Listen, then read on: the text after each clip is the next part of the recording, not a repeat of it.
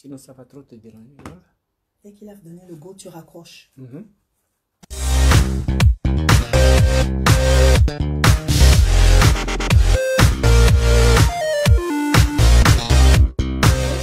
bonjour.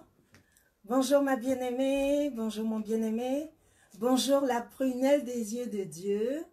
Sois la bienvenue, sois le bienvenu à ce rendez-vous de ce soir. Voilà. Je suis heureuse de vous retrouver encore aujourd'hui pour partager la parole de Dieu. Et je rends grâce au Seigneur pour cette opportunité. Que le Seigneur vous bénisse abondamment. Voilà, soyez les bienvenus à ce direct. Bonjour à toi, ma sœur. Bonjour à toi, mon frère. Sois le bienvenu, sois la bienvenue. On va démarrer juste dans quelques instants. Voilà, donc juste le temps de vous accueillir et de vous bénir. Je vous remercie pour votre participation ce soir, pour votre présence. Que le Seigneur vous bénisse abondamment. Amen. Voilà, donc soyez vraiment les bienvenus ce soir. Sois la bienvenue ma sœur, sois le bienvenu mon frère à ce rendez-vous. À vous la parole. À vous la parole. À vous la parole. On va commencer dans quelques instants et on va commencer par la prière.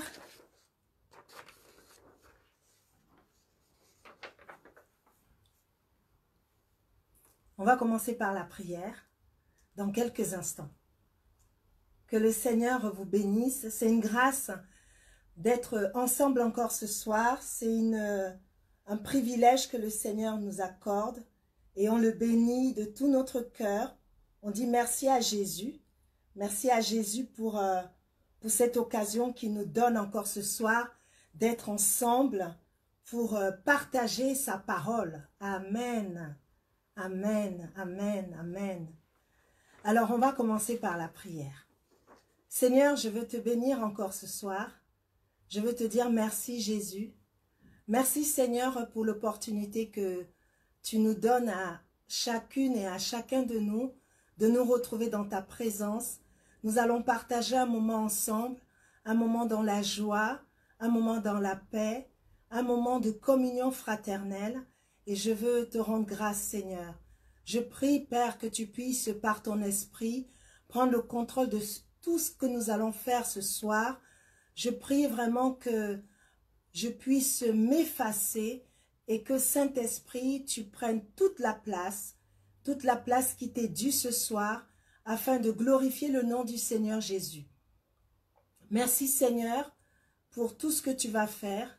Merci, Saint-Esprit, pour toutes les vies que tu vas transformer ce soir. Je bénis ton nom, mon Dieu.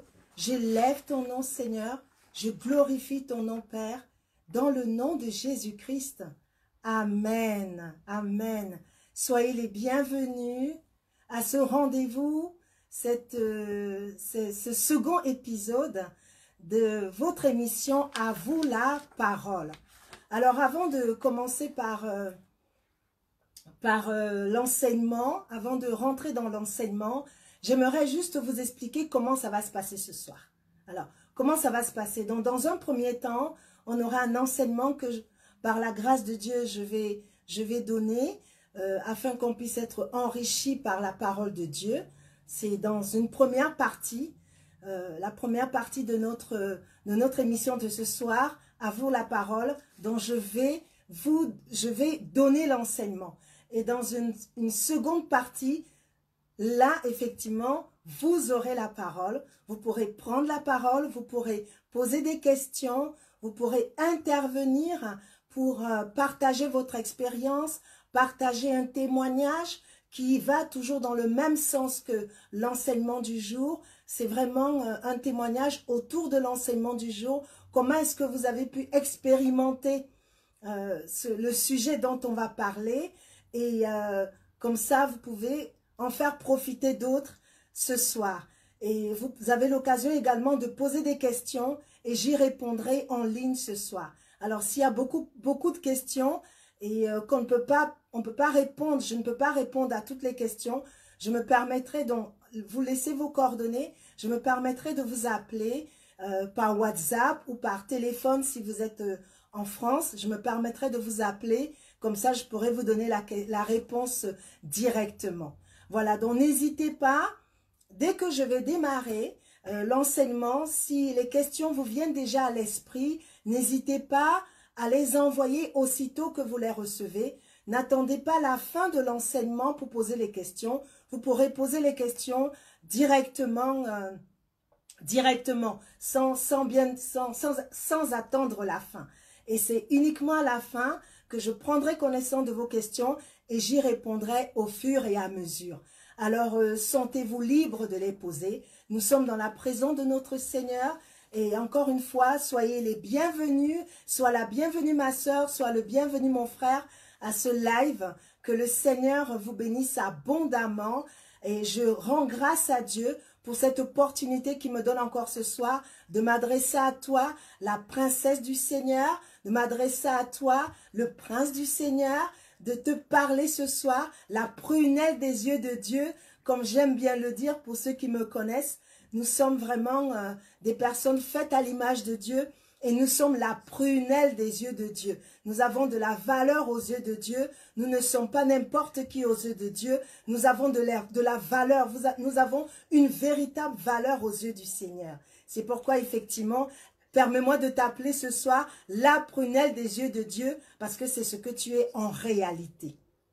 Alors on va démarrer maintenant et le thème de ce soir c'est comment vaincre la colère. Comment vaincre la colère? Alléluia. Comment vaincre la colère?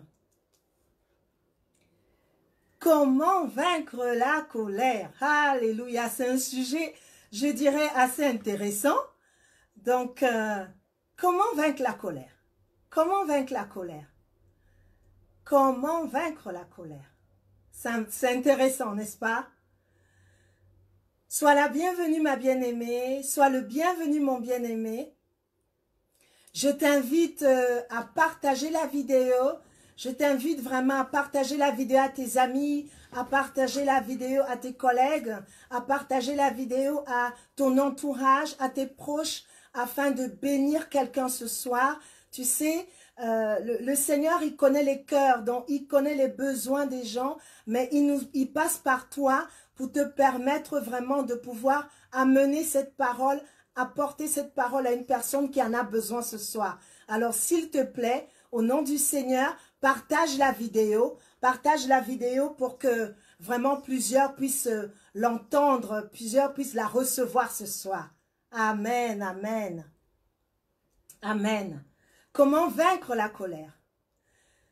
Le thème précis de notre enseignement de ce soir, c'est comment vaincre la colère. Et j'ai voulu que notre enseignement de ce soir soit assez dynamique. C'est pourquoi il est sous la forme de questions. Hein, l'enseignement de ce soir est sous la forme de questions-réponses. Et nous allons nous pencher sur 4 questions. Nous allons voir ensemble 4 questions ce soir. La première question est, vous est-il déjà arrivé de vous mettre en colère? Vous est-il déjà arrivé de vous mettre en colère? C'est notre première question. La seconde question, pourquoi vous est-il arrivé de vous mettre en colère? Si vous vous êtes mis en colère, c'était pourquoi? Quelle est la raison qui a motivé cette colère? Pourquoi vous êtes-vous mis en colère? La troisième question, que dit la Bible à propos de la colère? Que dit la Bible à propos de la colère? Et la dernière question, pourquoi et comment vaincre la colère? Pourquoi et comment vaincre la colère? Avant de répondre à ces 4 questions, je vais commencer par vous raconter 2 histoires. On va commencer par 2 histoires. La première histoire s'est passée dans le sud-ouest de la France. Lorsque je vivais dans le sud de la France, il y a de très longues années en arrière, avant que je n'arrive à Paris. J'ai vécu pendant de très longues années dans le sud de la France et plus principalement à Toulouse. Et cette histoire dont je vais vous parler ce soir s'est passée à Toulouse. Alors, à cette époque-là, nous étions amis avec un couple. Et ce couple avait 2 enfants, un garçon et une fille. À un moment donné, le couple a rencontré des difficultés et les difficultés n'arrivaient pas à se résoudre. Malgré ce qu'ils ont essayé de faire, le couple n'arrivait vraiment pas à trouver des solutions. Et la femme a décidé de divorcer. Elle a décidé de se séparer de son mari. La conjointe a décidé de se séparer de son mari. Et son mari n'a pas accepté. Il n'a pas supporté. Cela ne lui a pas plu. La décision que sa femme a prise de se séparer de lui, cela ne lui a pas plu. Et il est rentré dans une grande colère. Ce mari est rentré dans une grande colère. Il n'a pas accepté la décision de sa femme. Et cette colère l'a poussé à mettre en place un plan macabre et machiavélique. Qu'a-t-il fait et comment a-t-il procédé? Un jour, en fin d'après-midi, il est allé chercher les enfants à l'école. Je vous disais, ils avaient 2 enfants, un garçon et une fille. Il a récupéré les enfants à l'école, ensuite il les a amenés au McDo. Et vous savez, les enfants aiment bien le McDo. Hein? Les enfants aiment bien aller au McDo de temps en temps avec les parents, ça leur fait plaisir. Et dans ce jour-là, le papa a amené les enfants au McDo. Ils ont mangé. Et qu'est-ce qu'il a fait, le papa? Il a mis un somnifère dans le repas des enfants. Et le somnifère a fait son effet après. Ils ont fini de manger, ils sont sortis. Ils sont retournés dans la voiture. Et lorsqu'ils sont arrivés dans la voiture, bien entendu, les enfants se sont endormis puisque leur papa avait mis le somnifère dans leur repas du McDo. Et ensuite, le père, qu'est-ce qu'il a fait?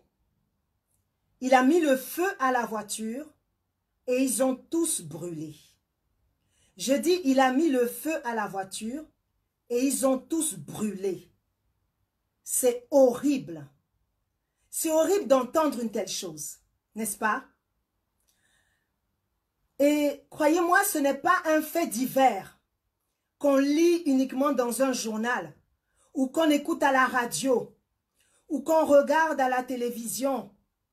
Ce sont des amis, des personnes que j'aimais beaucoup qui ont vécu une telle horreur, une horreur incompréhensible. Et ce drame nous a beaucoup secoués pendant de nombreuses années.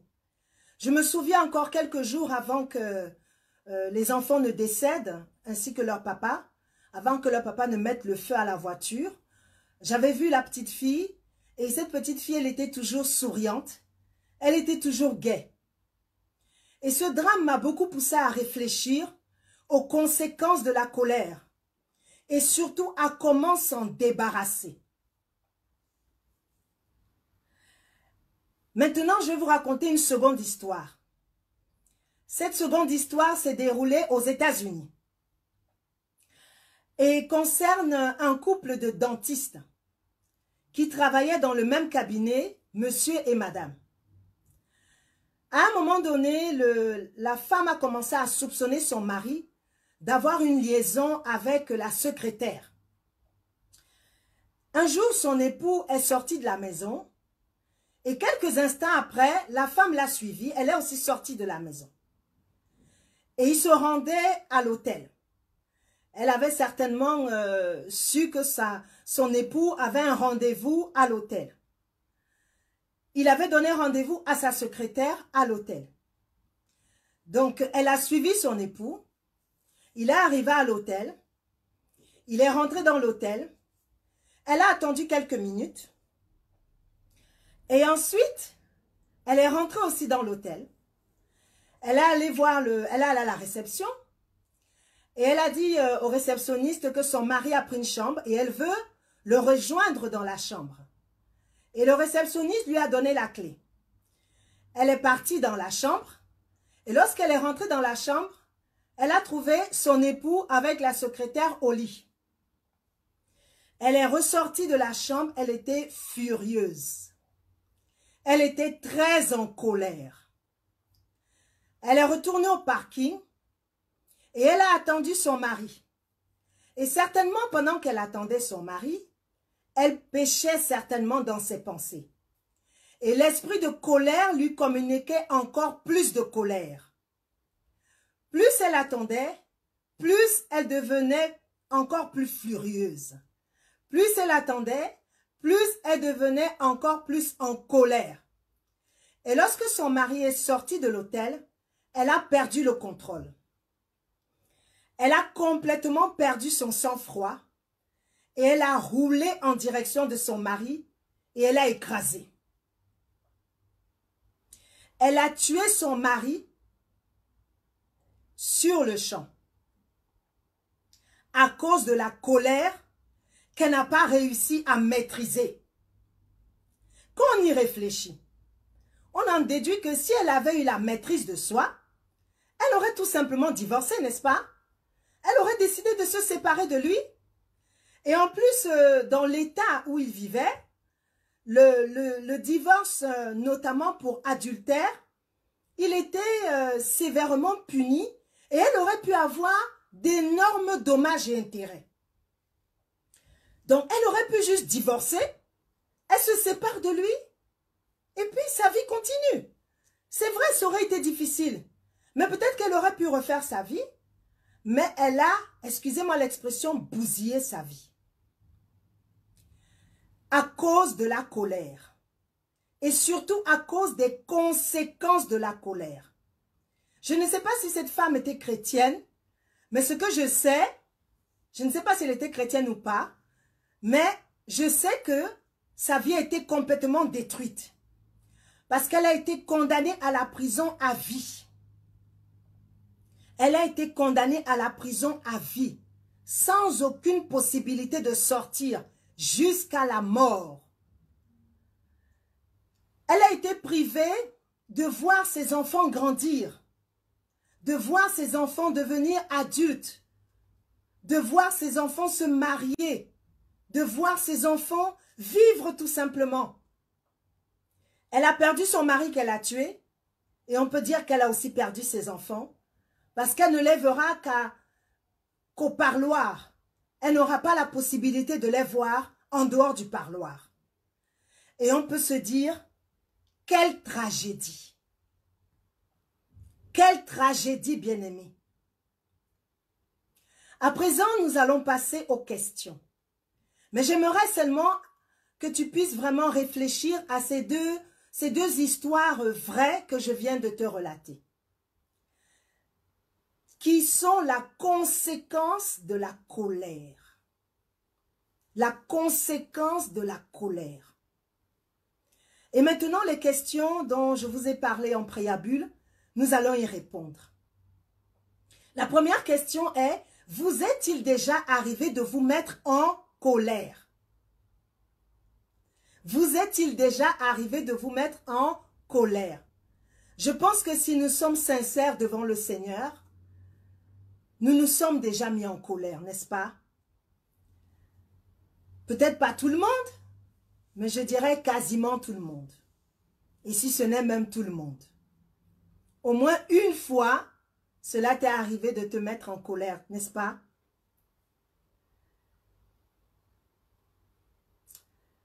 Et si je te pose la question de savoir maintenant pourquoi?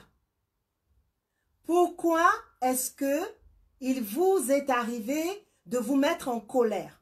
Pourquoi, bien-aimé, il t'est arrivé de te mettre en colère? Pourquoi il nous est à tous certainement arrivé, peut-être au moins une fois, de nous mettre en colère? La réponse, elle est simple. Parce que nous ne sommes pas arrivés à nous maîtriser. Et nous avons perdu le contrôle. Je répète, nous ne sommes pas arrivés à nous maîtriser et nous avons perdu le contrôle. Se mettre en colère, ce n'est pas un péché. Mais la conséquence de la colère, lorsqu'on n'arrive pas à la maîtriser, c'est la conséquence qui conduit au péché. Si tu te mets en colère, la Bible ne te condamne pas pour ça. La Bible ne te reprend pas pour ça. Mais la manière dont tu gères ta colère, c'est là où effectivement il y a un problème parce que bien souvent, les personnes ont du mal à gérer leur colère. Les personnes ont du mal à maîtriser leur colère.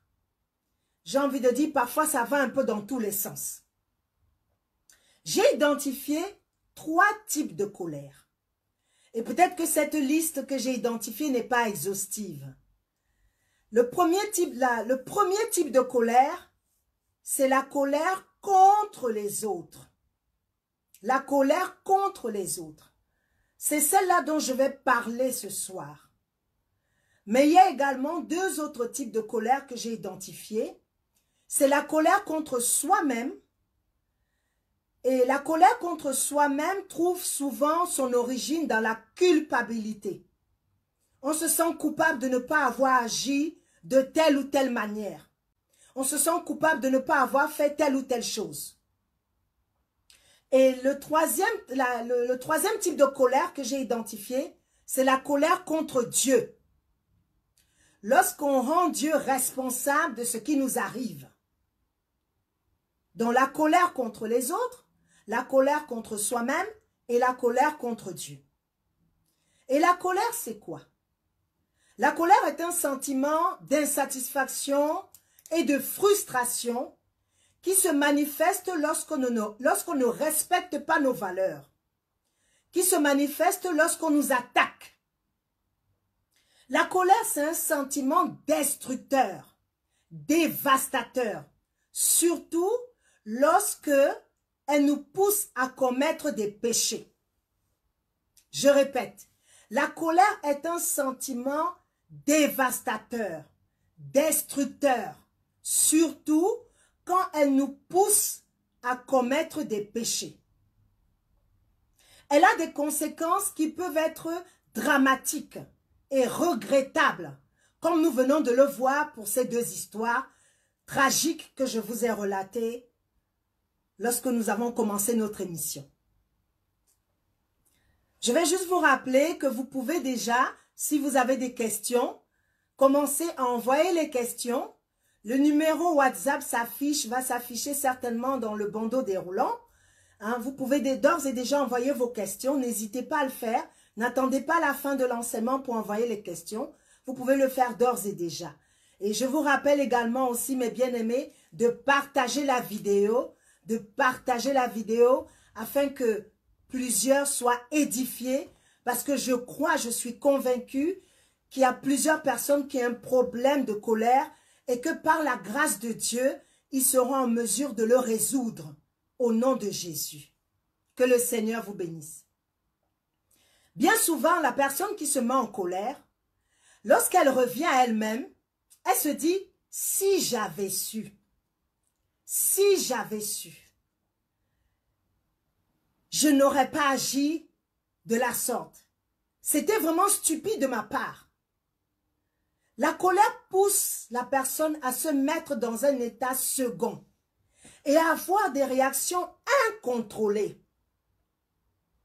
Lorsqu'on se met en colère, on peut prendre des décisions lourdes de conséquences.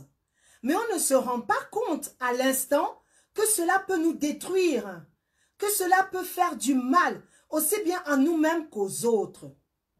Il faut assouvir l'esprit de colère. Et le diable nous pousse à nous comporter d'une manière irréfléchie. On peut se mettre en colère pour diverses raisons. Mais nous ne devons pas pécher dans notre colère. Se mettre en colère, je le disais tout à l'heure, ce n'est pas un péché. Mais c'est la manière dont on réagit face à la colère qui va nous pousser à la faute ou pas. Jésus-Christ que nous imitons s'est mis en colère. Mais gloire soit rendue à Dieu Parce que Jésus-Christ n'a jamais péché dans sa colère. Ah, Jésus n'a jamais péché dans sa colère. Il a su se maîtriser. Si Jésus que nous imitons n'a jamais péché dans sa colère, toi aussi, s'il t'arrive de manière épisodique de te mettre en colère, tu es en mesure aussi de te maîtriser. Le Saint-Esprit qui est en toi t'a donné la capacité de te maîtriser. Je dis, le Saint-Esprit qui est en toi est capable de te permettre de te maîtriser et de ne pas pécher.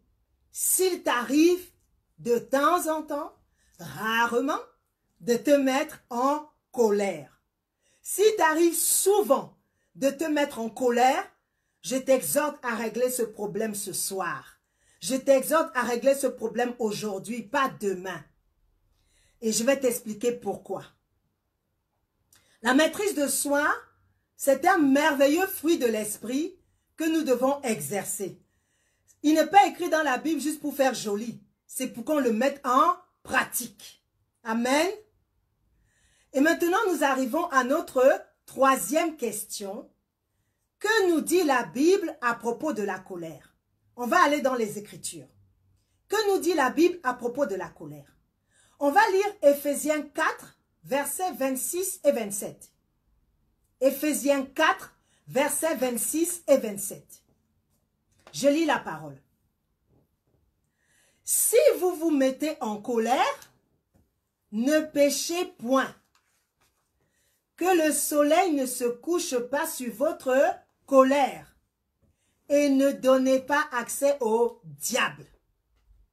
Alléluia. Je répète, si vous vous mettez en colère, ne péchez point. Que le soleil ne se couche pas sur votre colère et ne donnez pas accès au diable. La parole de Dieu est claire, bien-aimé. La parole de Dieu est claire. La Bible te dit que tu peux te mettre en colère, mais ne pêche pas. Tu dois régler le problème de colère avant le coucher du soleil. Alléluia. Je dis, tu dois régler le problème de colère avant le coucher du soleil, c'est-à-dire avant la tombée de la nuit. Lorsque tu te mets en colère, sache que tu as très peu de temps. Je dis, tu as très peu de temps pour rechercher la paix. Si tu te mets en colère, par exemple, le matin, avant le coucher du soleil le soir, tu dois avoir réglé le problème de la colère qui s'est produite le matin. Et moi, je te conseille de ne même pas attendre la tombée de la nuit. Tu t'es mis en colère le matin, bien-aimé, règle ce problème de colère le matin. Tu t'es mis en colère l'après-midi, règle le problème de colère aussitôt qu'il s'est posé. N'attends même pas le coucher du soleil. Fais-le dès que possible. Fais-le aussitôt. Alléluia. La Bible te dit que lorsque le soleil se couche sur ta colère et tu n'as pas trouvé la solution, tu n'as pas réglé le problème de la colère, tu donnes accès au diable. Tu ouvres la porte à Satan.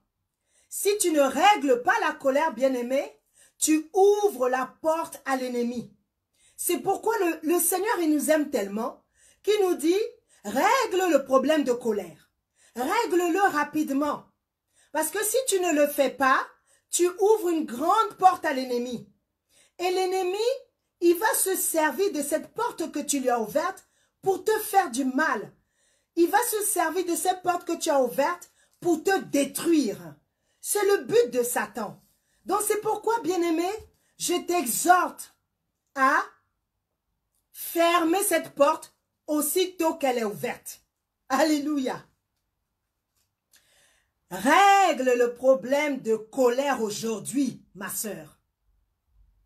Divorce avec l'esprit de colère aujourd'hui, mon frère, afin de ne plus donner accès au diable à compter de ce soir au nom de Jésus. Je vais répéter. Règle le problème de colère, ma sœur, ce soir, aujourd'hui. Divorce avec l'esprit de colère, mon frère, ce soir, aujourd'hui. Afin de ne plus donner, afin que tu ne donnes plus accès à Satan.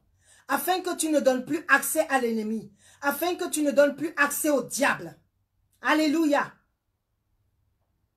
Lorsque tu pèches dans ta colère, le Saint-Esprit arrête de fonctionner en toi. Je répète, lorsque tu pèches dans ta colère, le Saint-Esprit arrête de fonctionner en toi jusqu'à ce que tu règles le problème. Et cela t'est énormément préjudiciable. Maintenant, on va lire Éphésiens 4, versets 29 à 31. Éphésiens 4, versets 29 à 31.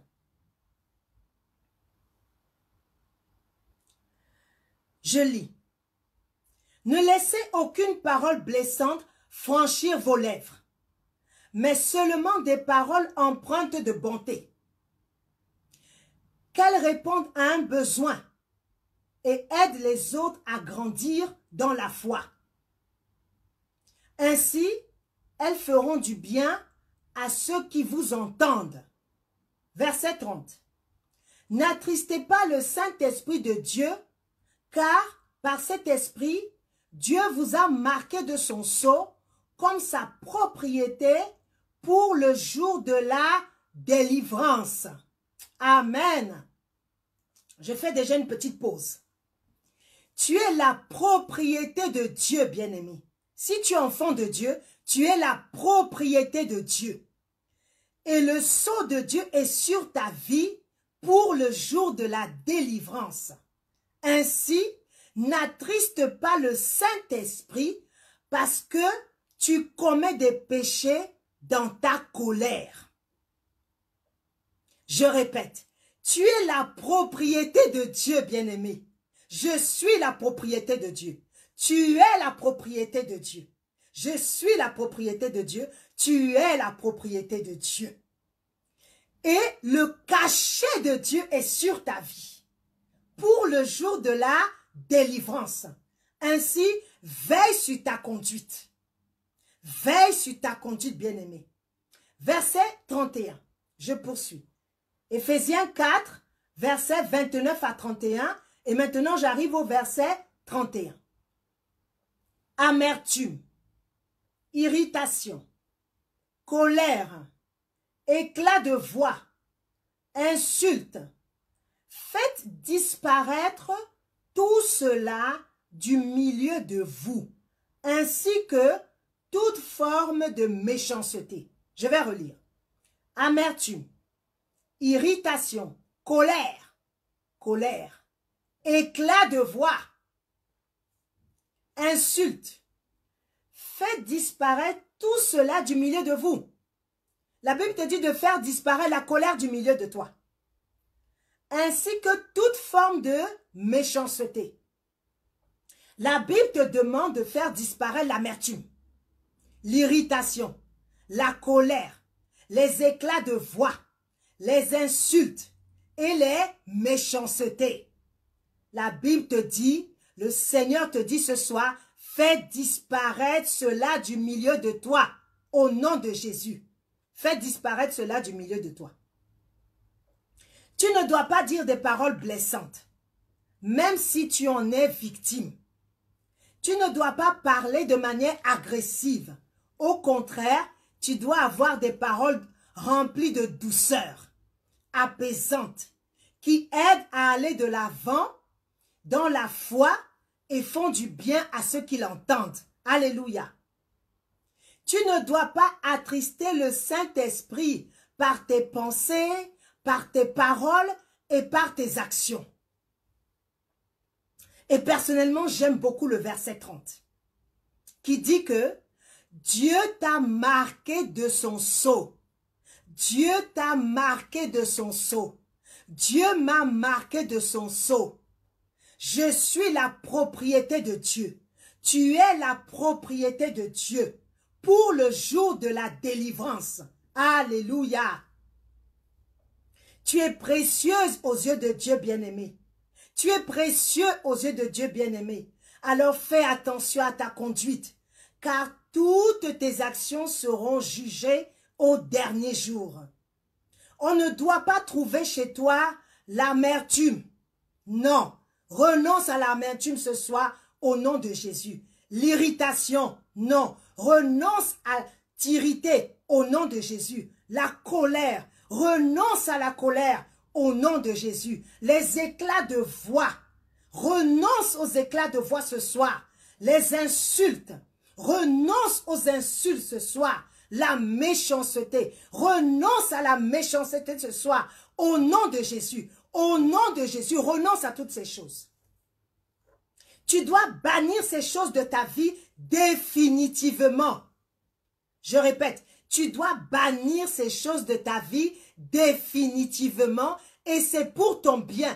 Tous les principes de la Bible sont pour notre bien, sont pour ton bien, sont pour mon bien. Dieu ne nous donne pas un commandement ou une instruction juste pour le plaisir, juste comme ça. C'est parce que cette instruction, ce commandement ou cette recommandation sont bonnes pour nous, sont agréables pour nous. Ça nous fait du bien. Et si nous ne le pratiquons pas, c'est préjudiciable encore pour nous-mêmes et pour nos proches. C'est pourquoi lorsque Dieu nous donne une instruction, nous devons nous hâter de l'accomplir. Lorsque Dieu nous donne une recommandation, nous devons nous hâter de la mettre en pratique. Lorsque Dieu nous donne un ordre, nous devons nous mettre à l'exécution aussitôt que l'ordre nous a été donné. Et ce soir, le Seigneur te parle et il te dit l'irritation, l'amertume, la colère, les éclats de voix, les insultes,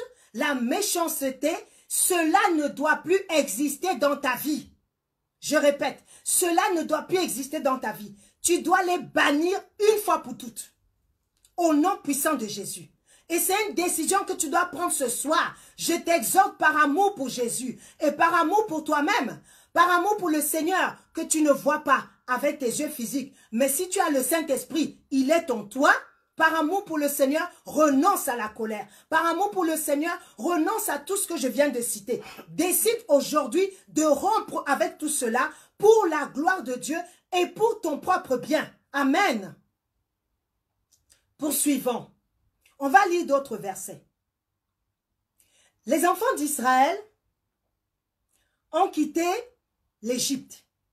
Ils étaient environ 1 million. Moïse a dû les gérer avec son frère Aaron.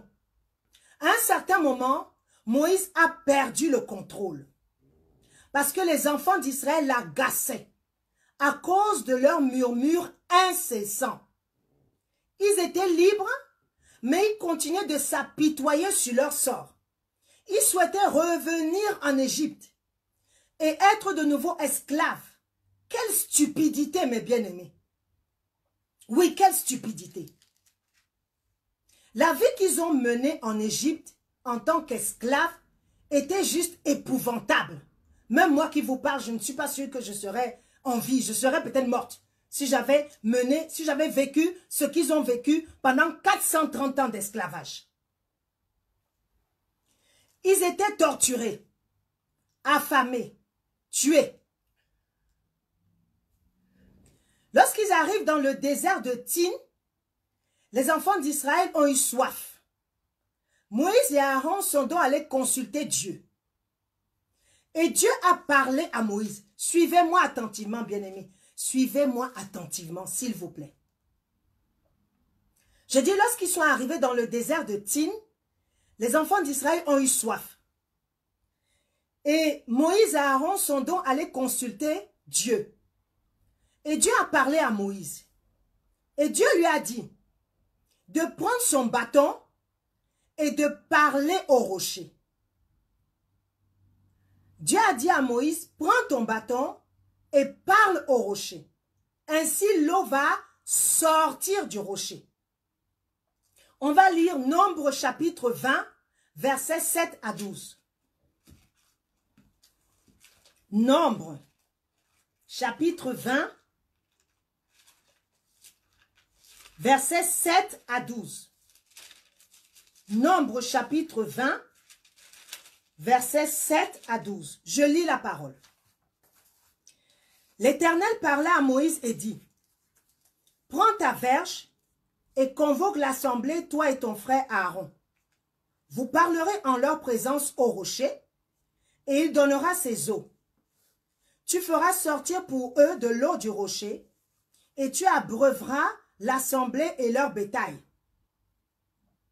Moïse prit la verge qui était devant l'Éternel, comme l'Éternel le lui avait ordonné. Moïse et Aaron convoquèrent l'assemblée en face du rocher, et Moïse leur dit, « Écoutez donc, rebelles, écoutez donc, rebelles, est-ce de ce rocher que nous vous ferons sortir de l'eau? Est-ce de ce rocher que nous vous ferons sortir de l'eau? » Puis Moïse leva la main et frappa 2 fois le rocher avec sa verge. Il sortit de l'eau en abondance. L'assemblée but et le bétail aussi. Verset 12. Alors l'Éternel dit à Moïse et à Aaron, « Parce que vous n'avez pas cru en moi pour me sanctifier aux yeux des enfants d'Israël, vous ne ferez point entrer cette assemblée dans le pays que je lui donne. Amen. » Amen. Comme nous venons de le voir, Moïse s'est mis en colère. Moïse s'est mis en colère. Moïse s'est mis en colère. Et dans sa colère, il a perdu son sang-froid. Dans sa colère, il a perdu le contrôle. Et il a désobéi à Dieu. Il a perdu le contrôle et il a désobéi à Dieu. Dieu lui avait demandé de parler au rocher afin que l'eau jaillisse. Il lui a dit, parle au rocher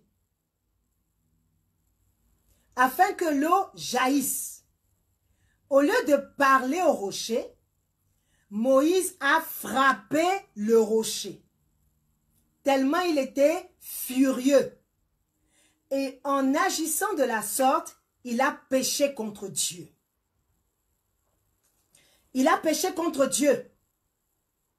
On serait tenté de penser que Dieu aurait pu comprendre sa colère, n'est-ce pas? Mine de rien, c'est simple. C'est pas très grave. Dieu lui dit, parle au rocher, mais lui, il frappe le rocher. L'essentiel est que l'eau, finalement, a jailli du rocher et les enfants d'Israël ont pu boire. Donc, il a pu faire ce que Dieu lui avait dit. Mais il n'a pas obéi à Dieu. Moïse aurait pu se défendre et dire à Dieu, les enfants d'Israël m'agaçaient. Mon Dieu, je ne pouvais plus supporter leur mécontentement. Ils murmuraient sans cesse. Ils n'arrêtaient pas de murmurer. J'étais agacée. C'est vrai, j'ai perdu le contrôle. Mais c'est parce que j'étais agacée. J'étais fatiguée de leurs murmures.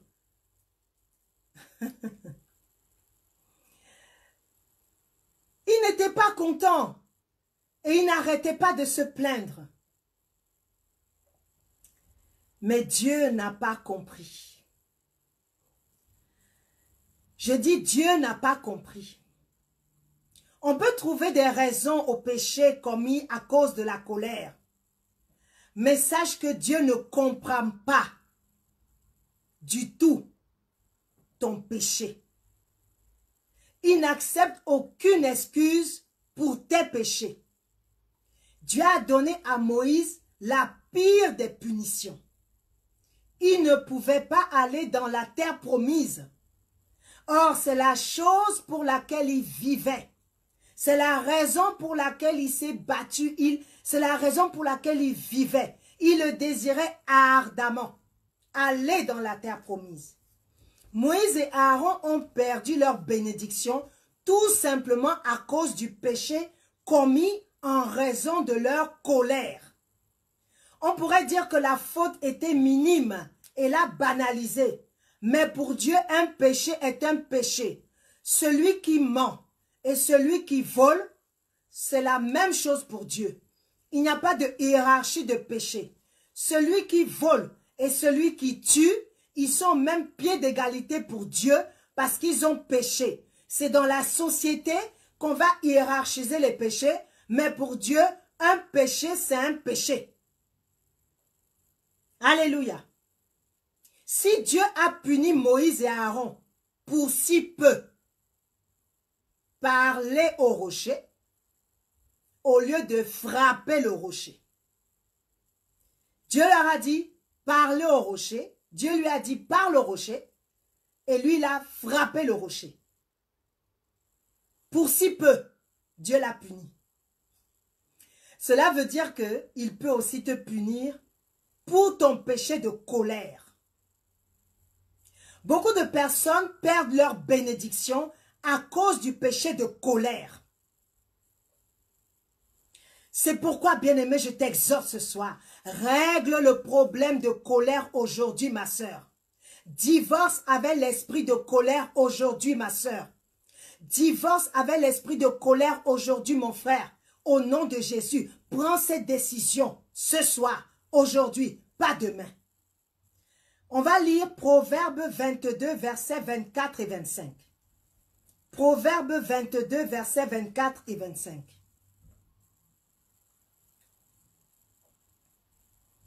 Ne te lie pas d'amitié avec un coléreux et ne fréquente pas celui qui s'emporte pour un rien, de peur d'acquérir le même comportement et de mettre ta vie en péril. Je vais répéter. Ne te lie pas d'amitié avec un homme coléreux et ne fréquente pas celui qui s'emporte pour un rien, de peur d'acquérir le même comportement et de mettre ta vie en péril. Amen. Ici, la Bible te dit de fuir une personne colérique. Et celle qui s'emporte pour tout et n'importe quoi. Afin de ne pas imiter son comportement et mettre ta vie en péril. Tu me diras, j'aimerais bien, pasteur Isabelle, j'aimerais bien vaincre la colère. Mais comment y parvenir? C'est notre dernière question. Pourquoi vaincre l'esprit de colère et comment? Pourquoi vaincre l'esprit de colère et comment? Si on prend le temps de la réflexion, les gens qui perdent leur sang-froid essayent toujours de s'autodétruire. Pour certains, il est important de verbaliser la colère qu'ils ont à l'intérieur d'eux-mêmes et d'en parler, car cela permet de la contenir afin de la régler. D'autres personnes se mettent souvent en colère parce qu'elles ont vécu une frustration ou une insatisfaction qui peut avoir son origine dans son enfance, dans sa jeunesse. Il faut alors dans ce cas-là faire une introspection. Il faut faire une introspection, revenir dans son enfance ou dans sa jeunesse et mettre les mots sur ce qui a provoqué la frustration, sur ce qui a provoqué l'insatisfaction, puis l'extérioriser en parlant. Cette démarche contribue à prendre conscience de l'origine du problème pour le régler. Amen. Pourquoi vaincre l'esprit de colère? Pourquoi? Parce que c'est un poison qui provoque des lésions internes, à savoir de profondes blessures intérieures. Je répète, on doit vaincre l'esprit de colère parce que c'est un poison qui provoque des lésions internes, à savoir de profondes blessures intérieures. C'est la première raison. La deuxième raison, parce que les esprits démoniaques qui accompagnent l'esprit de colère veulent te détruire, voler ta paix intérieure, brouiller tes relations avec tes proches, avec ton prochain, pour que tu restes seul, malheureux, et que tu sombres. L'ennemi veut que tu te retrouves seul, que tu te brouilles avec ton prochain, et comme ça tu seras seul. Et là, il se dit, lorsque tu seras seul, il va juste te terminer. Mais je proclame que ça n'arrivera pas au nom puissant de Jésus. Je répète, ça n'arrivera pas dans ta vie au nom puissant de Jésus. Parce que ce soir, avec l'aide du Saint-Esprit, tu vas renoncer à l'esprit de colère, tu vas décider de marcher selon la parole de Dieu et tu vas briser cet esprit au nom puissant de Jésus. Bien-aimé, n'oublie pas que le but du diable est de voler, égorger, détruire. S'il peut te détruire à travers le péché de colère, crois-moi, il ne va pas se gêner. Donc, tu vas fermer la porte que toi-même tu avais ouverte aujourd'hui afin de vivre, je dirais, d'avoir une vie chrétienne épanouie et glorieuse. Il est essentiel de vaincre l'esprit de colère parce que la colère a des conséquences sur la santé physique et mentale. Quand on est en colère, suis-moi attentivement, s'il te plaît. Quand on est en colère, vous allez remarquer, puisque au moins l'un d'entre vous, si ce n'est nous tous, nous nous sommes déjà mis en colère. Moi, je reconnais que je me suis déjà mise en colère. Alléluia. Quand on est en colère, on a le rythme cardiaque qui s'accélère. Les mâchoires qui se crispent. La pression artérielle qui augmente. Le visage qui change. Et j'ai fait des recherches et je me suis rendu compte qu'il y a des études qui montrent que si on ne gère pas sa colère, on peut faire une crise cardiaque. Bien aimé, je répète. Il y a des études qui montrent que si on ne gère pas sa colère, on peut faire une crise cardiaque. C'est pourquoi c'est important que tu règles le problème de colère aujourd'hui, s'il te plaît. Par amour pour Jésus et par amour pour toi-même. Il y a des personnes qui se mettent en colère au point où elles n'arrivent même plus à réfléchir. Elles sont tellement en colère qu'elles n'arrivent plus à réfléchir. Les pensées sont brouillées dans leur esprit. Il y en a d'autres, lorsqu'elles se mettent en colère, elles font des dégâts considérables. Elles peuvent casser les choses dans la maison. Elles se font du mal à elles-mêmes. C'est de l'autodestruction. La colère a comme conséquence également l'autodestruction. La colère provoque l'autodestruction. Ces personnes se font mal à elles-mêmes et à leurs proches. À leurs prochains également. C'est comme si elles étaient dans un état second, un état de folie, n'est-ce pas? Je suis sûre que soit tu l'as vécu, soit tu l'as vécu personnellement parce que tu t'es déjà mis dans une telle colère, une rage folle, ou alors tu as déjà vu quelqu'un qui s'est retrouvé dans cet état, un peu comme un état second, un état de folie. Elles ont complètement perdu leurs moyens. Et croyez-moi, ça arrive à des chrétiens. Hein? Je dis ça arrive à des chrétiens. Nous sommes chrétiens, n'est-ce pas? C'est quelque chose qui nous arrive. C'est pourquoi aujourd'hui, nous devons divorcer avec l'esprit de colère au nom puissant de Jésus. Bien-aimé, aujourd'hui, si tu le décides, tu vas être délivré définitivement de la colère. Tout est une question de décision. Tout est une question de je veux en finir avec la colère. Alléluia. Je veux en finir avec la colère. Et maintenant, voici 2 clés essentielles pour vaincre la colère.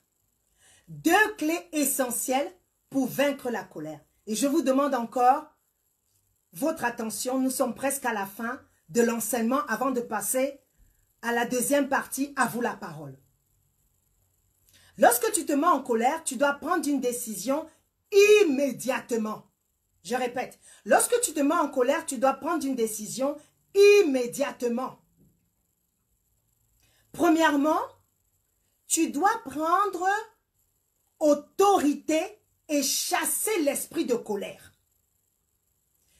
Parce que c'est un esprit démoniaque. Et tu dois le chasser jusqu'à ce que ta colère soit sous ton contrôle. Et tu peux donc prendre une décision sage. Si tu ne chasses pas l'esprit de colère immédiatement, ta colère va augmenter au fur et à mesure que les minutes vont passer. Et tu vas certainement pécher contre Dieu et contre ton prochain. Première chose. Deuxièmement, tu dois absolument exercer le fruit de l'esprit qui s'appelle la maîtrise de soi. Je répète, tu dois absolument exercer le fruit de l'esprit qui s'appelle la maîtrise de soi. Il te permettra, après avoir chassé l'esprit de colère, de rester calme. Si tu invites le Saint-Esprit à t'aider et que tu es sincère, il le fera certainement. Il a fait pour moi, il le fera pour toi aussi. Au nom de Jésus. Je vais te donner un exemple concret de comment contrôler sa colère afin de ne pas pécher contre Dieu. Dans une de mes activités professionnelles, quelques jours par mois, j'ai eu à tenir une permanence téléphonique. Et je me mettais souvent en colère dès qu'une personne me manquait de respect, voire m'insultait. Et cela me faisait beaucoup de peine. Je sortais parfois du travail mécontente, frustrée. J'étais profondément meurtrie à cause de la façon dont on m'avait parlé au téléphone. J'ai décidé à un moment donné de contrôler ma colère parce que le Saint-Esprit m'a interpellé. Comme ce soir, le Saint-Esprit t'interpelle. Alléluia. Avec l'aide du Saint-Esprit, voici la stratégie que j'ai mise en place. Suis-moi attentivement, bien-aimé, s'il te plaît. Lorsque les personnes m'appelaient et qu'elles étaient furieuses et que la raison de leur colère, que la raison soit fondée, que la raison soit infondée, voilà comment j'agissais. Je m'excusais auprès de la personne, je lui demandais de patienter quelques instants, je posais le téléphone à côté de moi et j'ouvrais la bouche pour parler. Et qu'est-ce que je disais? Je parlais à l'esprit de colère, avec autorité. Et je disais à l'esprit, toi, esprit démoniaque de colère, je te commande au nom de Jésus de partir de cette personne. Et je t'ordonne de rester loin de moi au nom de Jésus. Je vais répéter. Toi, je parlais à l'esprit de colère et je lui disais, toi, esprit démoniaque de colère, je te commande au nom de Jésus de partir de cette personne et je t'ordonne de rester loin de moi. Oh, je t'ordonne de rester loin de moi au nom de Jésus. Je pouvais le répéter plusieurs fois jusqu'à ce que la paix m'envahisse et la colère s'en aille. Puis je reprenais le téléphone, je parlais à la personne et croyez-moi, dans 99% des cas, si ce n'est 100%, croyez-moi, la personne s'était calmée. Et on pouvait avoir un échange apaisé. Elle pouvait m'expliquer sa problématique parce qu'en général, si elle était en colère, c'est parce qu'elle avait un problème qui n'était pas réglé. Elle pouvait m'expliquer sa problématique et je lui apportais des solutions. Je le faisais autant de fois que possible. Ça peut vous faire rigoler, hein? Et vous semblez étrange, mais ça marche. Ça a marché pour moi. C'est ça l'essentiel. Alléluia. Ce n'est pas forcément facile. S'il faut l'appliquer plusieurs fois par jour, Ce n'est pas facile. Mais avec la grâce de Dieu, j'y suis arrivé, tu peux aussi y arriver. Nous avons la même nature. Nous sommes des enfants de Dieu. L'Esprit de Dieu est en toi. L'Esprit de Dieu est en moi. Le même Esprit qui est en moi m'a permis d'y parvenir. Il te permettra aussi à partir de ce soir d'y parvenir au nom de Jésus. Pour ceux qui me connaissent, je suis une personne téméraire. Je suis une personne audacieuse. Je suis une personne qui ne lâche rien, surtout si j'ai la conviction que j'agis de la bonne manière. C'est le diable qui lâche prise. Je répète, c'est le diable qui lâche prise. Pourquoi? Parce que la Bible dit, résistez au diable et il s'enfuira loin de vous. Alors je résiste en proclamant la parole. Je résiste en mettant le diable à sa place. Et la Bible dit que ses œuvres sont sous mes pieds. Donc je dis à Satan, ses œuvres sont sous mes pieds. Et je proclame la parole avec foi, conviction, détermination. Et elle s'accomplit certainement au nom puissant de Jésus. Alléluia. La Bible nous dit que Dieu nous a donné le pouvoir de dominer, n'est-ce pas? Mais nous ne devons pas dominer sur notre prochain. Nous devons dominer sur les situations. Nous devons dominer sur toute situation qui est contraire à la volonté de Dieu dans nos vies. Alléluia. Nous connaissons ce verset, Luc 10, verset 19, qui dit que Dieu nous a donné le pouvoir de marcher sur les serpents, sur les scorpions et sur toute la puissance de l'ennemi et rien ne pourra nous nuire. Bien-aimés, utilisons cette parole. Mettons-la en pratique. Mettons-la en pratique. Servons-nous de cette parole. Amen.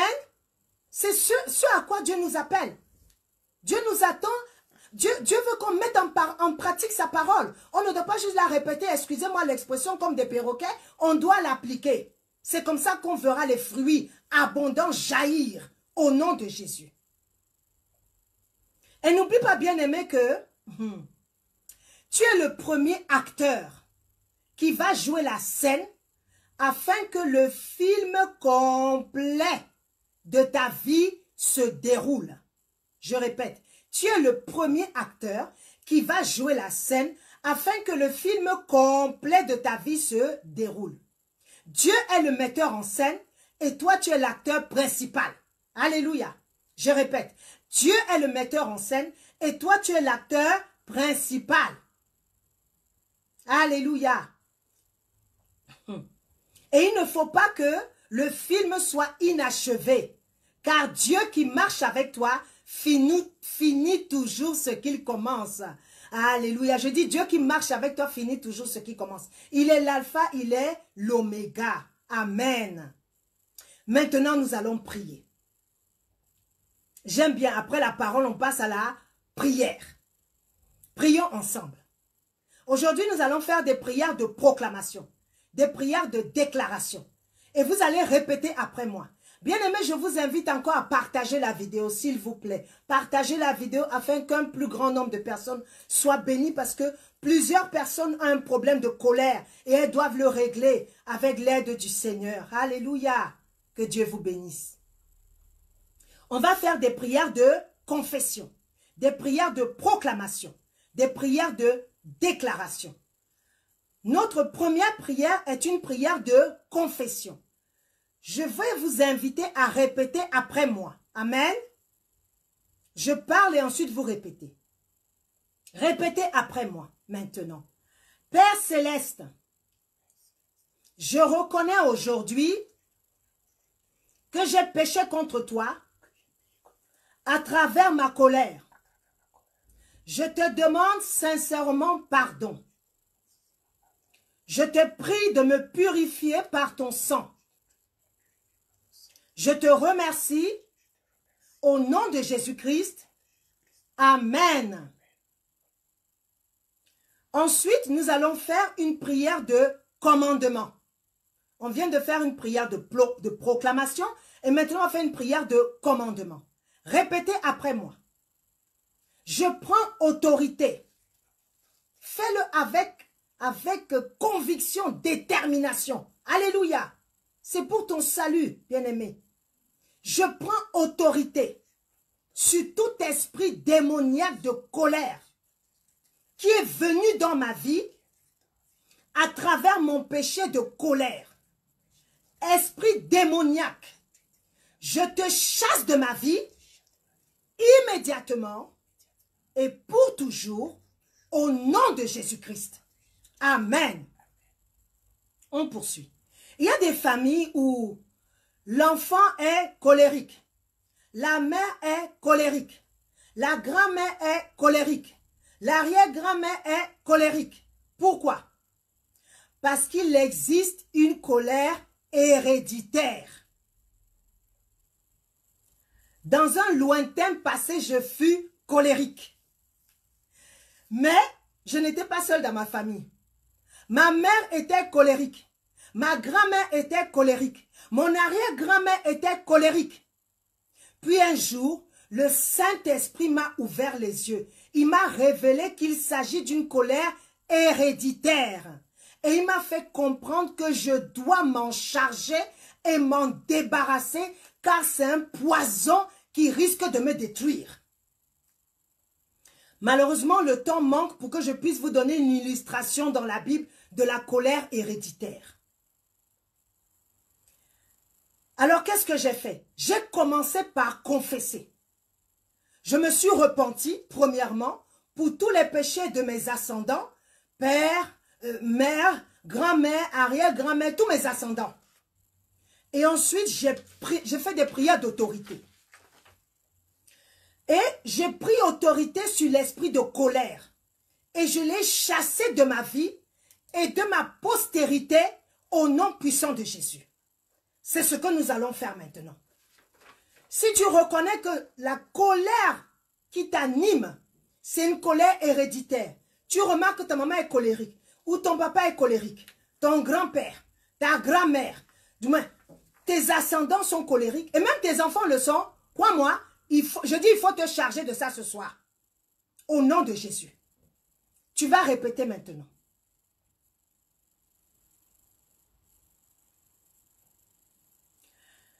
Répète après moi.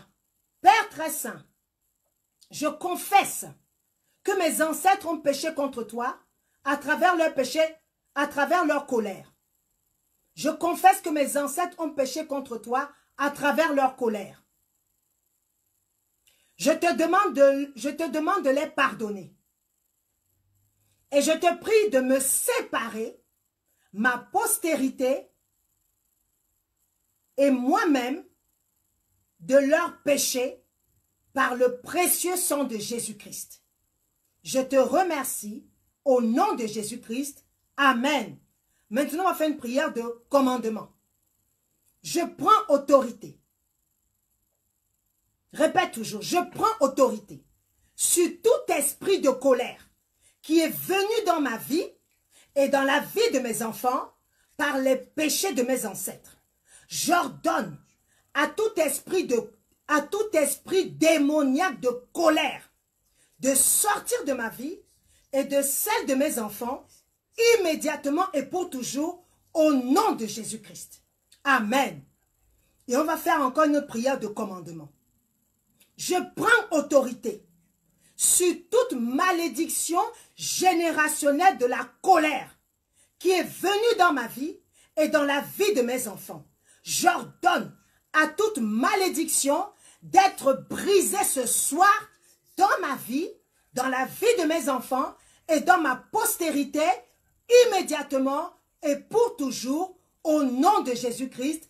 Amen. Amen, amen, amen, amen. Acclamons le Seigneur, acclamons le Seigneur, acclamons le Seigneur.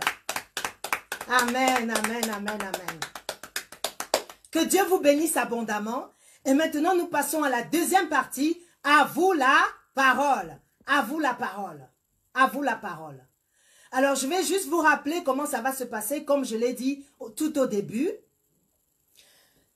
Vous pourrez intervenir, soit pour donner un témoignage, soit pour partager une expérience, ou alors, si vous avez des questions, si vous les avez déjà envoyées, je vais en prendre connaissance maintenant, et comme ça, je pourrai y répondre directement. Amen. Donc, n'hésitez pas à appeler. Le numéro, je pense qu'il s'affiche, le numéro. Donc, n'hésitez pas à appeler. si vous souhaitez partager votre expérience ou donner un témoignage de comment vous avez vaincu la colère. Certainement, ça va édifier plusieurs d'entre nous. Amen.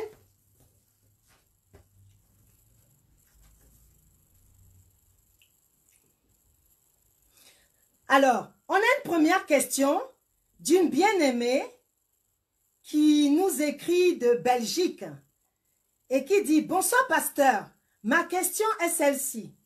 Cette femme avait-elle le droit de divorcer ?»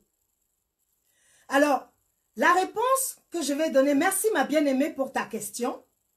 Que le Seigneur te bénisse pour ta question. Je répète la question. Cette femme avait-elle le droit de divorcer? Et là, je reviens juste en arrière quelques secondes pour expliquer, pour ceux qui nous ont rejoints en cours d'émission. Donc tout à l'heure, j'ai commencé par raconter l'histoire tragique d'un couple de dentistes où le mari trompait sa femme avec la secrétaire et la femme n'a pas pu supporter. Elle a suivi le mari à l'hôtel et elle a trouvé le mari dans la chambre d'hôtel avec la secrétaire. Elle était tellement en colère qu'elle est rentrée dans sa voiture, elle a attendu son mari. Et lorsqu'il est revenu au parking pour prendre sa voiture, elle a foncé sur le mari et elle a tué. Et ma bien-aimée me pose la question de savoir, cette femme avait-elle le droit de divorcer? Alors je dirais, la réponse, on peut la prendre sous deux angles. La première réponse que je peux donner, cette femme, elle pouvait prendre la décision de divorcer. Pourquoi? Parce que Jésus a dit que Moïse a donné la loi et qu'il n'est pas venu pour abolir la loi, mais pour l'accomplir. Et Jésus a dit, c'est à cause de l'endurcissement de vos cœurs que Moïse vous a donné cette loi. Mais moi, je vous dis de pardonner.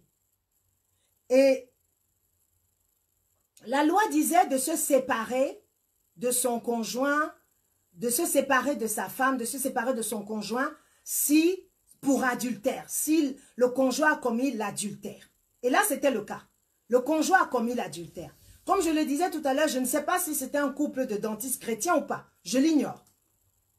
Mais quelle que soit leur appartenance spirituelle, la femme pouvait prendre la décision de divorcer en disant « Je ne peux plus supporter ce mari parce qu'il m'a trompé et je ne suis pas en mesure de rester avec lui. » La seule chose qu'elle aurait dû faire si effectivement elle n'avait pas commis cet acte, si elle prenait l'engagement de divorcer et qu'elle est chrétienne, elle doit pardonner au conjoint. Mais Jésus a répondu en disant, c'est à cause de l'endurcissement de vos cœurs. Donc elle aurait pu pardonner aussi à son conjoint l'adultère. Mais si elle dit qu'elle ne pardonne pas l'adultère, Dieu ne la condamne pas. Maintenant, je prends le cas si elle n'était pas chrétienne. Idem. Elle peut décider de pardonner à son mari l'adultère, comme elle peut décider de ne pas pardonner, mais ce qu'elle doit faire, c'est être en paix avec lui. Ça veut dire qu'elle prend l'engagement de pardonner le péché d'adultère et elle dit, je préfère qu'on se sépare parce que je ne peux plus vivre avec toi, je ne veux plus vivre avec toi, je préfère qu'on se sépare, mais elle lui pardonne. Parce que la Bible dit, soyez en paix avec tous. Donc, qu'elle soit chrétienne ou pas, moi je dirais, elle pouvait divorcer, comme elle pouvait aussi pardonner à son mari, du moins elle pouvait divorcer plutôt, et elle pouvait rester avec son mari. Avait-elle le droit de divorcer? Moi je dirais, tout dépend de la situation et notamment de si elle était chrétienne ou pas. Si elle était chrétienne, oui, elle avait le droit de divorcer parce que Jésus n'est pas revenu pour abolir, n'est pas venu pour abolir la loi, mais pour l'accomplir. Mais Jésus dit, pardonne et continue. Voilà la réponse que je peux apporter à ma bien-aimée. Que le Seigneur te bénisse. Alors, je vais voir si on a d'autres questions qui sont arrivées entre-temps.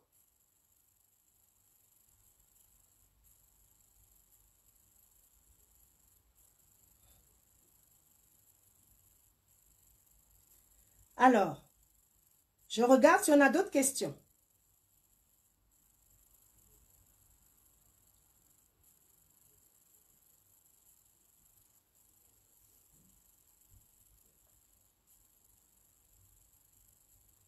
Alors, pour l'instant, je ne vois pas d'autres questions. On a encore quelques instants. Donc, n'hésitez pas à en poser. Amen. N'hésitez pas à poser des questions. Je suis là pour pouvoir y répondre. N'hésitez pas également à appeler, si vous avez un témoignage, à donner dans le cadre de la colère. Comment vous avez pu vaincre votre colère?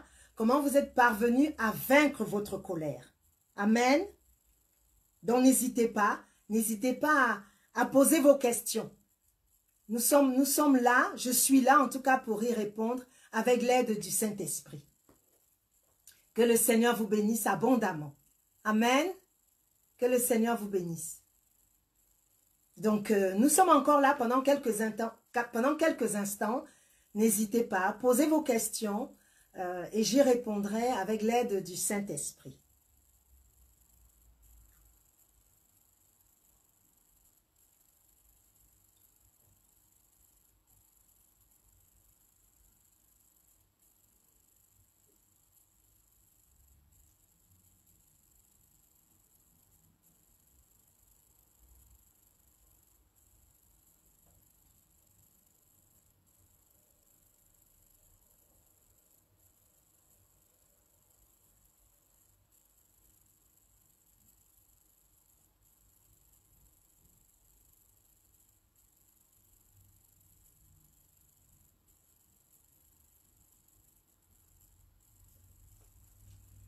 Alors,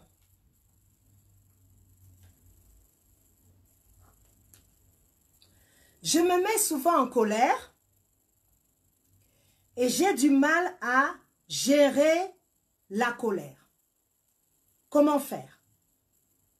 Je me mets souvent en colère et j'ai du mal à gérer la colère. Comment faire? Donc, j'ai pris le temps d'y répondre. J'exhorte cette personne vraiment à regarder la vidéo en entier. Comme ça, elle trouvera la réponse. Mais je peux à nouveau répondre et te dire, tu as du mal à gérer ta colère, tu te mets souvent en colère et tu as du mal à gérer ta colère. Alors, ce que moi je te dirais, c'est que tu dois, à partir de ce soir, puisque tu le désires, tu dois mettre en pratique ce merveilleux fruit de l'esprit qui s'appelle la maîtrise de soi. Pour gérer ta colère, tu dois mettre en pratique la maîtrise de soi. Et je disais, lorsque tu te mets en colère, tu dois gérer tu as une décision très rapide à prendre. Parce que si tu ne règles pas dans je dirais les secondes et les minutes qui viennent, la colère va augmenter.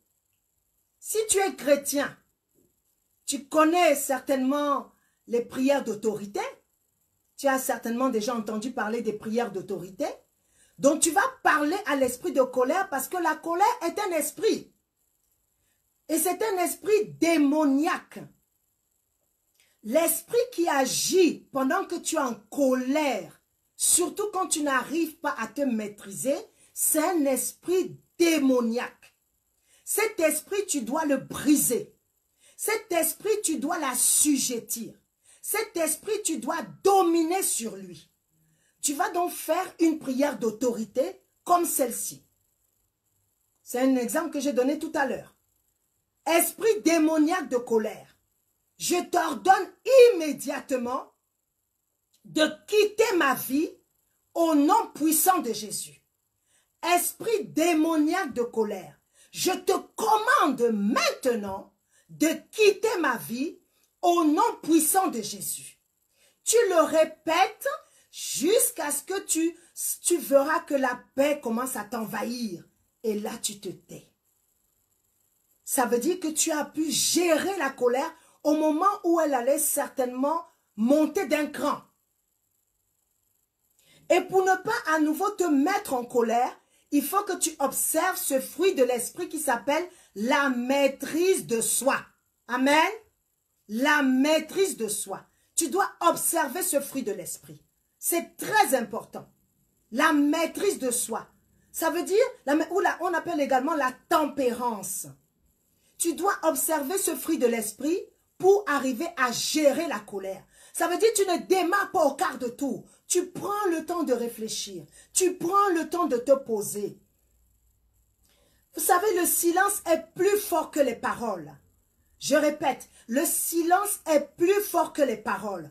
Parfois, les gens pensent que c'est à force de dire de nombreuses paroles qu'elles vont arriver à convaincre l'autre, qu'elles vont arriver à faire taire l'autre. Mais au contraire, la colère de l'autre va augmenter et vous allez vous retrouver dans une situation incontrôlable et incontrôlée. Parce que vous aurez tous les deux, toi et elle, ou toi ou elle, perdu votre sang-froid. Le silence est plus fort. Tu peux décider de ne pas répondre. Tu peux décider de ne pas répondre. Alléluia.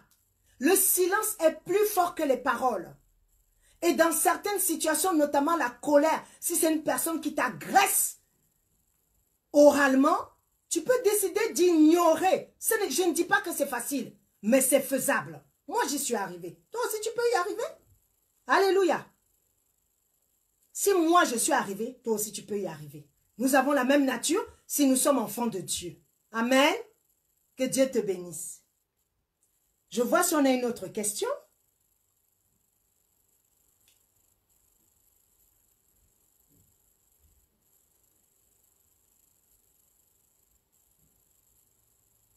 Ah, alors là, nous avons un témoignage d'un frère qui dit: Salut pasteur, moi quand je suis en colère, dès que je sens que je vais m'énerver, je commence à chanter au fond de mon cœur les louanges et cela marche très bien. Et après, je suis en paix et je peux continuer ma discussion. Waouh! Je dis waouh! Acclamons le Seigneur pour notre bien-aimé. Waouh! Waouh! C'est un frère qui a écrit cela. Je vais répéter. Moi, quand je suis en colère, dès que je sens que je vais m'énerver, je commence à chanter au fond de mon cœur les louanges et cela marche très bien. Et après, je suis en paix et je peux continuer ma discussion. Alors voilà un secret que notre bien-aimé nous donne. Il dit, lui, dès qu'il sent qu'il s'énerve et que ça risque de tourner, de venir et de se transformer en colère, il commence à chanter. Il commence à chanter au fond de son cœur. Il dit, au fond de son cœur, il chante. Parce que la personne est là en face de lui. Alléluia. Je dis, la personne est en face de lui. La personne est juste en face de lui. Mais lui, il fait quoi? Il chante dans son cœur. Il chante dans son cœur. Et il dit, à force de chanter, à un moment donné, il reçoit la paix. Et il dit, ça marche. Non, il a même dit, il dit, ça marche trop bien. Waouh! Même pas très bien, ça marche trop bien. Gloire à Dieu. Donc voilà notre secret. Que Dieu te bénisse, mon bien-aimé. Voilà notre secret pour vaincre la colère. Chanter des cantiques dans le fort intérieur. Chanter des cantiques dans le cœur. Alléluia. Chanter des cantiques dans le cœur. Que le Seigneur vous bénisse. Que le Seigneur vous bénisse. Alors, on va prendre une dernière question. S'il y en a. S'il y a une autre question, on va la prendre. Sinon, on va clôturer en faisant une petite prière, en bénissant le Seigneur. D'ores et déjà, je vous remercie encore, mes bien-aimés, pour votre participation à ce second épisode de « À vous la parole ». Amen. Vraiment, j'ai été ravie de passer ces moments avec vous.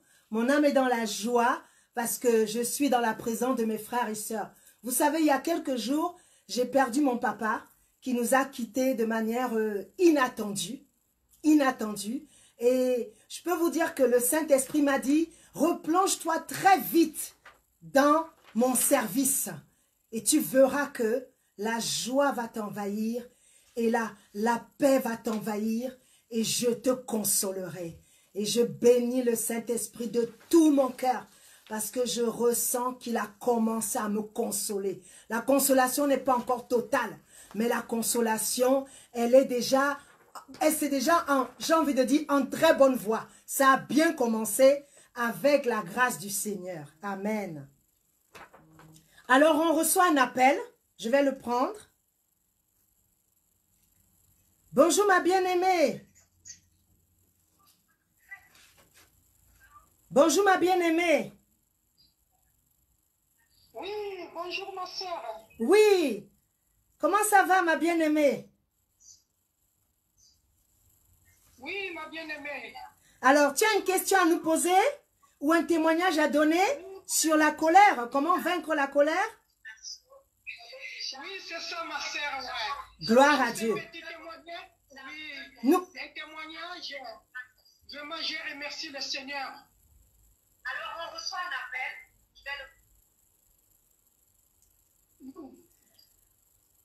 Je t'écoute. Je t'écoute. Je t'écoute. Vas-y, tu peux donner le témoignage. Oui, je remercie le Seigneur pour cet homme de la colère. Vraiment, que Dieu soit loué. Amen. Pour son esprit qui nous conduit. Vraiment, comme tu viens de dire de la part du Seigneur, moi, vraiment, dans ma famille, vraiment, quand je dis dans ma famille, pas pour mes enfants, de ma famille, mes frères et sœurs, de la famille de ma mère, vraiment, nous sommes très colériques, vous voyez. Mais je n'ai jamais eu pensé de prier pour ma famille, tu vois. Donc, moi-même aussi, je suis, oui, je suis joyeuse. Mais vraiment, oui, des fois, oui, j'ai le moment vraiment que je ne maîtrise pas pour être en colère. Oui. Alors, comment le Seigneur agit dans ma vie et il continue à agir jusqu'à présent par la grâce de Dieu et par son esprit. Amen. Alors, quand je vais commencer, ouais, ça fait quand même 3 ans, 4 ans. Là, le Seigneur, elle m'a éclairé que vraiment que je dois t'utiliser. Alors, qu'est-ce qui s'est passé dans ma vie? Alors, j'ai passé un moment avec mes proches qu'on a vécu longtemps, hein, parce qu'on vit à Toulouse. Mes proches, 15 ans, comme ça, tous les milliers de mes frères, de notre compatriote. Alors tout le monde me disait, non Marie-Thérèse, tu es sorcière. Oh là là là là, les gens qui me fouillaient dans les métros. Alors vraiment j'ai dit, Seigneur, qu'est-ce qui se passe? Alors là, le Seigneur m'a éclairé. Si je peux donner un verset, Hébreux 10 et 32, c'est là où elle m'a éclairé, vraiment que je dois t'utiliser. Alors Seigneur, elle a commencé par là. Les gens qui m'insultaient, qui me fouillaient dans le métro, je voyais comme ça m'a fait très mal. J'ai dit, Seigneur, qu'est-ce que c'est? Alors je me suis agenouillée, j'ai prié le Seigneur, vraiment je me suis approché de Dieu. C'est là où elle a dit que vraiment c'est ça. Dieu, elle a compris, elle m'a éclairé que vraiment qu'est-ce que ça va se passer dans ma vie pour sa gloire. Vous voyez? Amen. Alors j'ai demandé au Seigneur, j'ai dit, Seigneur, donne-moi le discernement. J'ai besoin de savoir celui qui est devant ma face. Seigneur, donne-moi. Quand tu demandes à ça, le Seigneur, elle te donne, mais elle va te faire encore te montrer ou bien te passer dans un chemin encore qui est difficile pour voir si tu vas arriver. Vraiment, merci Seigneur. Donc, ça s'est passé comme ça. En priant, quand j'ai rencontré mes compatriotes dans le métro, j'avais du plaisir. Pour compléter encore pour ces versets, Psaume 112, verset 8, qui nous dit, j'avais le plaisir de regarder mes adversaires.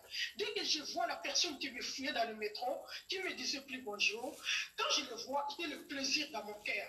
Dès que je me suis confié à Dieu, à prier, à demander le discernement, dès que je vois les gens qui m'outrageaient, les gens qui me disaient que je suis sorcière, les gens qui me fouillaient dans le métro, j'ai le plaisir de le voir. Ah, j'ai dit Seigneur, merci Seigneur, gloire à ton nom. Alors, merci. Alors, le Seigneur, il continue toujours hein, son œuvre dans ma vie pour sa gloire. Pour sa gloire. Donc, Amen, aussi, amen, amen. Quand le Seigneur me dit quelque chose, de parler ou bien d'agir à ma famille en Afrique, ou bien de parler quelque chose qui est élevé, que je puisse transmettre les messages de sa part, alors, vous voyez, donc, je ne disais pas, donc, étant que péché, je ne disais pas ça dans l'amour. Alors, des fois, j'ai dit, tu fais ça. Alors, d'une façon, pas dans l'amour, hein, mais, bon, dans l'amour, mais donc avec autorité. Donc, la façon là, le Seigneur m'a reproché de ça. Elle m'a dit non, non, non, non, non, non, pas comme ça. Quand tu dis les choses, quand tu as raison, si tu as les choses, tu ne dois pas se fâcher. Donc, petit à petit, le Seigneur, il faisait son œuvre, il continue à faire son œuvre. Amen, donc, amen, amen. Aussi, Amen. je ne suis pas aussi obéi, j'avais commis une erreur dans ma vie. Donc, le Seigneur, il m'a humilié encore davantage pour accomplir Deutéronome 8. Le Seigneur m'a humilié, donc, pour voir les dispositions de mon cœur. Donc, dans mon église, là où je prie maintenant, il y a un frère qui me disait que, oui, un frère dans le Seigneur. Dès qu'il m'a vu, il m'a dit, Marie-Thérèse, tu fais que grossir, arrêtez de manger devant tout le monde. Mon Dieu, je suis approché de lui, je dis non, je ne mange pas beaucoup. Ce qui est important, je suis une créature merveilleuse du Seigneur. Vraiment. Alors, j'ai dit, Seigneur, vraiment là, tu éprouves ma foi. Vraiment, j'étais le Seigneur. Je dis, elle a commencé de me façonner petit à petit. Petit à petit. Donc là aussi, donc le Seigneur, je rends grâce à Dieu. Amen, amen. Merci beaucoup, Marie-Thérèse. Merci beaucoup. Merci beaucoup. Je bénis le Seigneur pour ce partage, vraiment. Amen, amen. Ça m'a contribué beaucoup. J'ai eu ma part pour amen. Dire que vraiment le Saint-Esprit, comme tu dis toujours, comme toi-même tu dis, par le Saint-Esprit, hein. Donc nous sommes le prélat des yeux de Dieu. Tout à fait. Bénis le Seigneur. Amen, amen. Merci beaucoup, merci beaucoup. Il continue, hein. Amen. Le psaume 37 aussi, verset 8, il nous dit, laissez la colère, tout à fait. Amen, amen, amen. Ça sera mal fait. Amen, amen. Merci beaucoup, Marie-Thérèse. Merci beaucoup. Que le Seigneur te bénisse abondamment. Qu'elle continue à t'utiliser aussi pour sa gloire. Amen, amen. Amen, amen. Merci, merci. Bye bye. Nous bénissons le Seigneur pour ce témoignage. Nous terminons par là. On va faire une courte prière et avant de prendre congé et de nous retrouver très prochainement. Seigneur, je veux te rendre grâce pour ce moment. Je veux te bénir, Seigneur mon Dieu, pour tout ce que tu as permis encore ce soir, pour tous les enseignements que tu nous as donnés. Tu nous as édifiés les uns les autres. Tu nous as encouragés, Seigneur.